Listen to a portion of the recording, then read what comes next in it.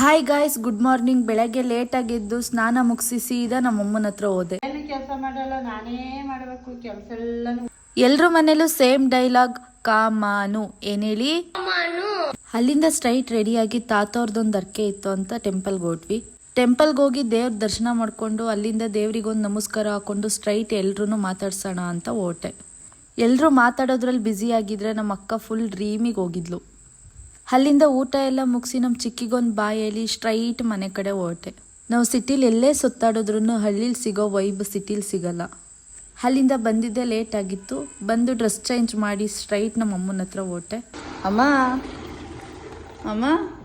ಅಮ್ಮನ ಹತ್ರ ತೂ ಅನ್ನಿಸ್ಕೊಂಡು ನನ್ನ ತಂಗಿ ರೂಮ್ಗೆ ಹೋಗಿ ನೋಡಿದ್ರೆ ರೂಮ್ ಕ್ಲೀನ್ ಮಾಡಿ 2 ತಿಂಗಳಾಗಿದೆ ಅಂತ ಅವಳಿಗೊಂದು ಕೊಟ್ಟು ಅವಳು ಕೊಟ್ಟಿದ್ದ ರಿಯಾಕ್ಷನ್ ನನಗೆ ನೋಡೋಕ್ಕಾಗದೆ ಅದೇ ಫೀಲಿಂಗಲ್ಲಿ ಇಪ್ಪಿ ಮಾಡ್ಕೊಂಡು ತಿಂದೆ.